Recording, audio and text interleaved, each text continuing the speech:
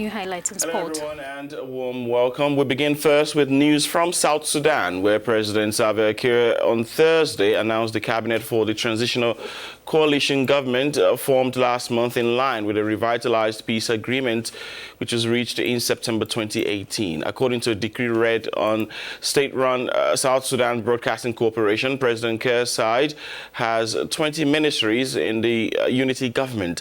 Under the deal, Kiir has 5 vice presidents, with former opposition leader Machar as first vice president.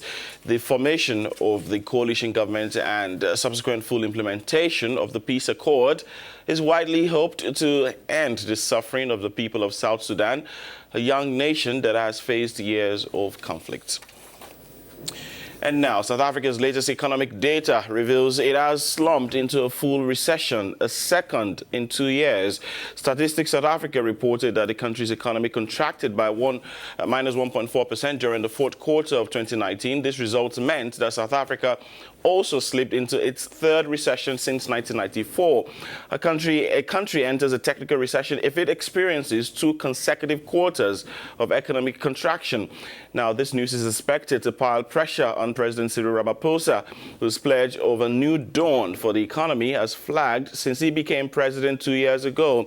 His cabinet says it will respond nonetheless by adopting an aggressive spending strategy on catalytic projects and initiatives. Let's hear more in this report. A total of 7 out of 10 industries declined in the fourth quarter. Agriculture, which fell by 7.6%, is the most affected. Power utility company Eskom is among the culprits of this global slowdown, pointed out by observers. And after several years of contested leadership of President Jacob Zuma, the national electricity company went bankrupt in 2018. And in recent months, the company, which supplies 90% of the national grid, has enforced frequent load shedding, power cuts that have severely hampered the lives of South Africans, but also business activity. But only the financial, mining and personal service sectors are doing well. Des mines et des services personnels tirent leur épingle du jeu et affichent encore de la croissance. Jerry.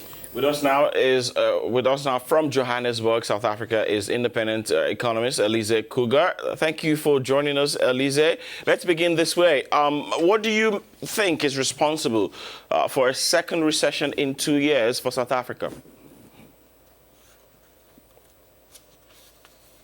The South African economy is back into recession in the fourth quarter of last year, having had to deal with intermittent load shedding that has had a very negative impact on the economy, not only on lost production, but also on very low productivity.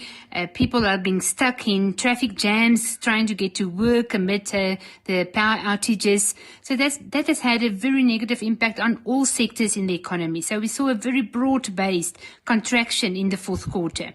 Apart from that, we also have still negative growth in our agricultural sector that is related to the drought that we've experienced last year. So that was an added factor. Now, looking at 2 recessions over 2 years, the consumers also had to bear a high tax burden over the last while, as economic growth in South Africa has just been too low to provide enough tax revenue for government to provide the necessary services. On top of that, low confidence, policy uncertainty, high fuel prices, and you've got a mix of quite a negative economic environment in South Africa.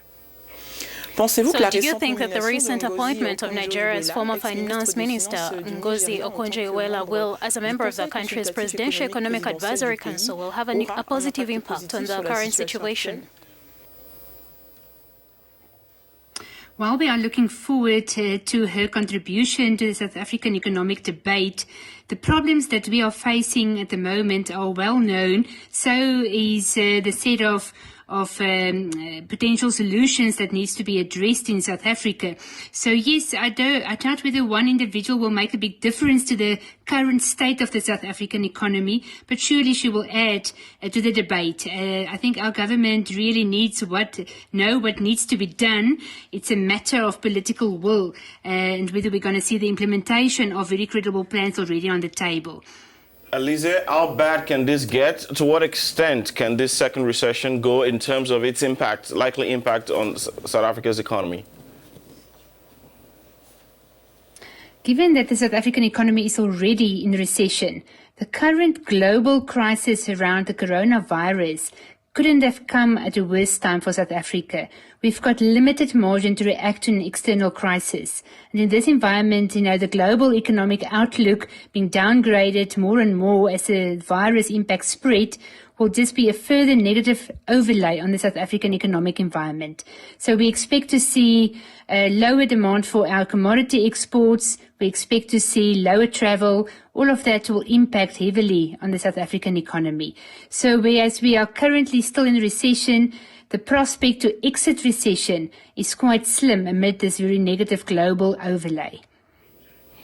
Well, Elise, I assume that the hopes are for the government to work it out of this recession as soon as possible. Elise, this is where we would love to leave it for now, though. Thank you very much for sharing with us your insights on the situation there. Thank you very much.